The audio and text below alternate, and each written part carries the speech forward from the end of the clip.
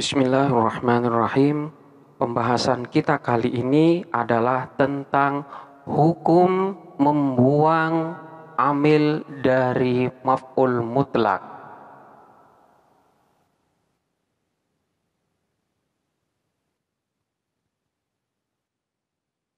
Maf'ul mutlak itu hukumnya adalah nasab. Nasabnya maf'ul mutlak itu tidak nasab secara dirinya sendiri. Namun di sana ada amil yang memerintah agar dia dibaca nasab. Permasalahannya, apakah boleh kita itu membuang amil daripada maf'ul mutlak ini? Di sini terdapat beberapa pendapat. Pendapat yang pertama yaitu pendapat Ibnu Malik. Ibnu Malik menyatakan bahwa apabila maf'ul mutlak di sana keberadaannya bertujuan sebagai taukid,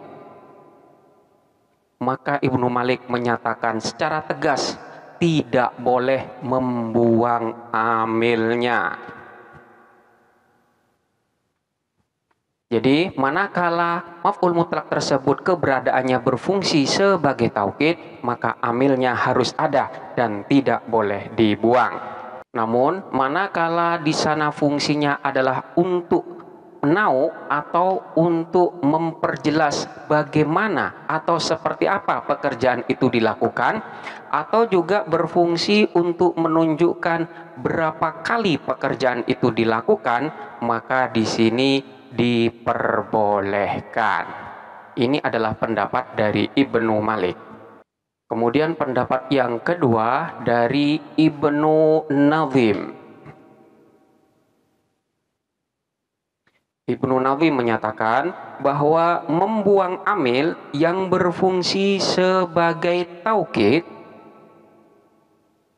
ini terkadang diperbolehkan. Selanjutnya, manakala keberadaan daripada maf'ul mutlak di sana bertujuan untuk menjelaskan seperti apa pekerjaan itu dilakukan atau bagaimana pekerjaan itu dilakukan, atau juga untuk menunjukkan berapa kali pekerjaan itu dilakukan, maka di sini hukumnya wajib untuk dibuang. Jadi berbeda dengan Ibnu Malik. Manakala Ibnu Malik menyatakan bahwa manakala berfungsi sebagai taukid ini tidak boleh dibuang, di sini dinyatakan boleh. Selanjutnya untuk yang berfungsi nau atau maroh, menurut Ibnu Malik di sana diperbolehkan. Namun Ibnu Nazim menyatakan bahwa hal tersebut wajib dibuang. Ini adalah beberapa pendapat tentang bolehnya membuang amil dari maf'ul mutlak. Dari sana dapat diambil kesimpulan bahwa membuang amil daripada maf'ul mutlak itu ada yang diperbolehkan, bahkan ada yang wajib untuk dibuang. Kita mulai dari yang pertama yang boleh dibuang. Membuang amil daripada maf'ul mutlak itu boleh dibuang. Ini pada umumnya biasanya di sini terjadi manakala untuk menjawab pertanyaan. Manakala menjawab pertanyaan, amilnya boleh dibuang. Contohnya seperti lafaz kaifa dhoroba Zaidun Khalidan. Kaifa bagaimana dhoroba memukul Zaidun, siapa Zaid, Khalidan kepada Khalid. Kemudian dijawab dorban syadidan. Dorban dengan pukulan syadidan yang sangat. Jadi di sini maf'ul mutlaknya berfungsi untuk nau, yaitu menjelaskan bagaimana pekerjaan itu dilakukan atau seperti apa pekerjaan itu dilakukan. Bagaimana Zaid memukul Khalid? Zaid memukul Khalid itu dengan pukulan yang keras. Di sini amilnya dibuang. Takdirannya adalah doroba dorban syadidan. Doroba memukul siapa itu Zaid, dorban syadidan, dengan pukulan yang sangat. Kemudian lafaz doroba yang merupakan amil daripada maf'ul mutlak itu dibuang dan menyisakan maf'ul mutlak dan sifatnya saja. Ini untuk maf'ul mutlak yang berfungsi untuk nau, yaitu menjelaskan macam dari pekerjaan yang dilakukan. Kemudian contoh dari masdar yang berfungsi untuk menjelaskan berapa kali pekerjaan itu dilakukan, seperti lafaz kam marratan darabta Zaidan. Kam marratan, berapa kali darabta memukul siapa kamu Zaidan kepada Zaid. Kemudian dijawab dengan darbataini atau darbatin. Darbataini, 2 kali pukulan, atau darabatin, beberapa kali pukulan.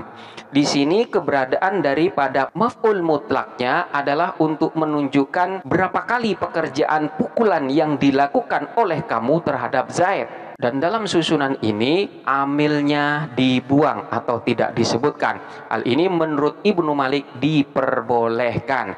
Takdirannya adalah darabtuhu darbataini atau darbatin.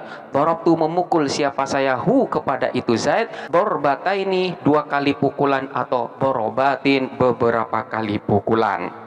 Ini untuk hukum yang boleh membuang amilnya manakala maf'ul mutlak tersebut berfungsi untuk menjelaskan macam atau berapa kali pekerjaan itu dilakukan. Kemudian keadaan selanjutnya adalah amil daripada maf'ul mutlak tersebut wajib dibuang. Hal ini terdapat beberapa keadaan.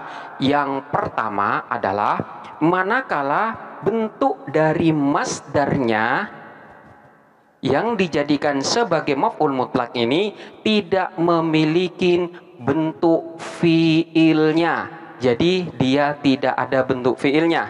Seperti bentuk masdar yang berupa lafaz wailun atau lafaz waihun atau lafaz waibun. Bentuk-bentuk masdar ini adalah bentuk masdar yang tidak ada bentuk fiilnya. Contohnya seperti lafaz waila Zaidin. Waila Zaidin, celakalah Zaid. Atau wailan li Zaidin.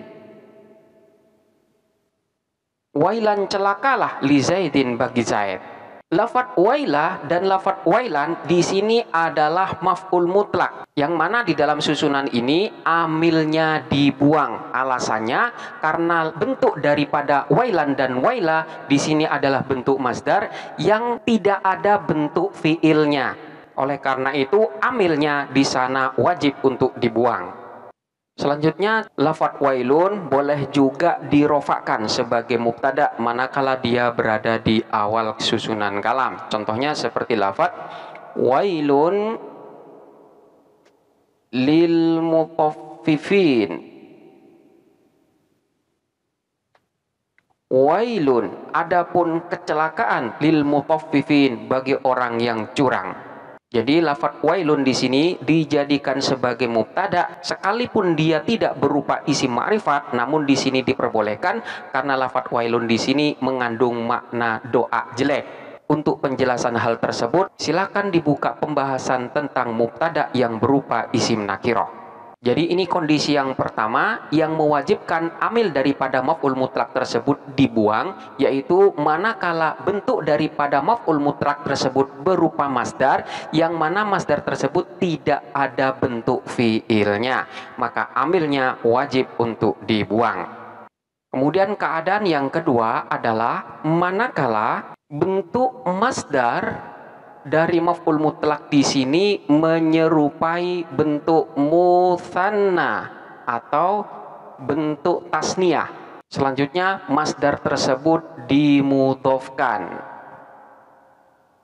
Jadi sekali lagi keadaan yang kedua, manakala maf'ul mutlak tersebut berbentuk masdar yang menyerupai bentuk musanna, yaitu kalimat isim yang bermakna dua. Selanjutnya masdar tersebut dimudhofkan.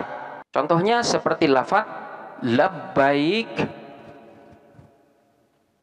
Allahumma labbaik. Kita perhatikan lafaz labbaika dan lafaz labbaika. Labbaik Allahumma labbaik. Lafaz labbaik ini adalah bentuk masdar yang menyerupai bentuk musanna atau bentuk tasniyah. Bentuk fiilnya berasal dari lafaz labba yalubbu labban. Labba yalubbu labban artinya adalah saya memenuhi panggilanmu karena taat kepadamu. Dalam susunan ini, lafaz labbai ini adalah bentuk masdar yang bentuknya menyerupai bentuk tasniyah karena memang di sini ditambah dengan ya, yang mana bentuk daripada isim tasniyah manakala dalam keadaan nasab atau jer itu tandanya dengan menggunakan ya. Aslinya adalah laban kemudian ditambah dengan ya, sehingga di sini mirip dengan isim tasniyah ketika dalam keadaan nasab ataupun dalam keadaan jer.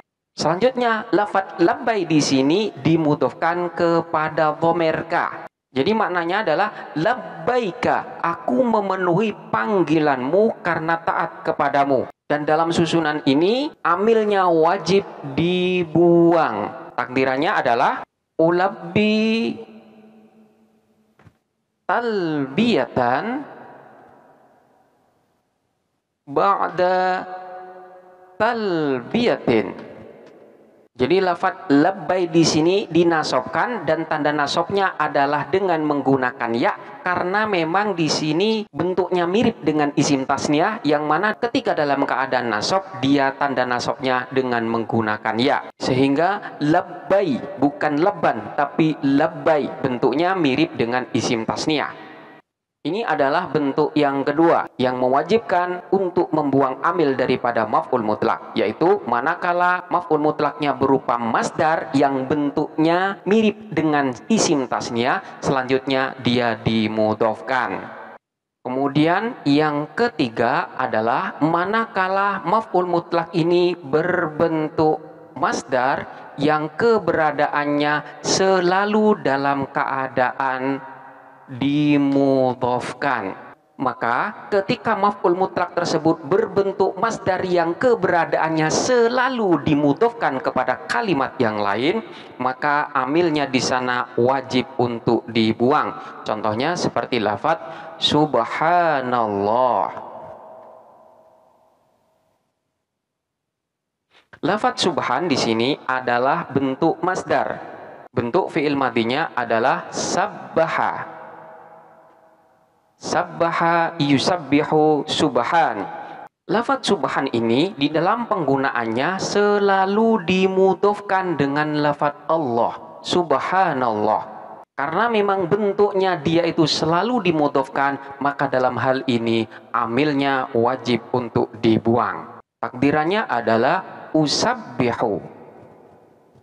Usabbihu subhanallah.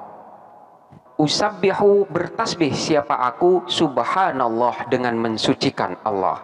Kemudian amilnya di sini dibuang, maka tinggallah subhanallah. Sebenarnya penggunaan maf'ul mutlak di dalam percakapan sehari-hari itu sering kita lakukan. Barangkali bagi yang belum mengetahuinya mungkin tidak menyadarinya.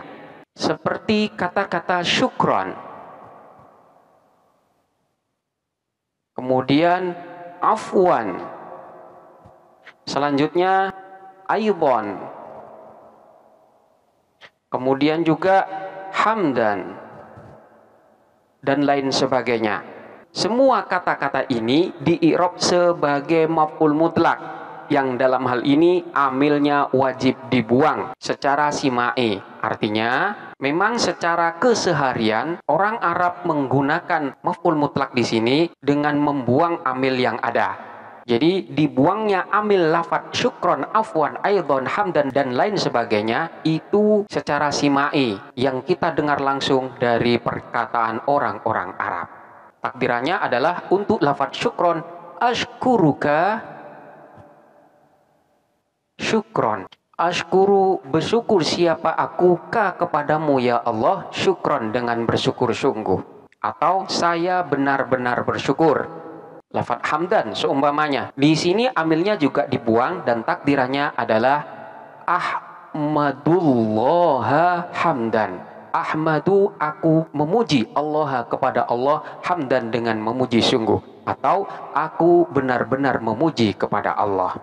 Ini adalah beberapa hukum dari boleh tidaknya membuang amil daripada maf'ul mutlak. Ada yang memang boleh dibuang, bahkan ada yang wajib untuk dibuang. Demikianlah pembahasan kali ini. Silakan untuk dipelajarin dengan seksama dan sampai jumpa pada pembahasan berikutnya.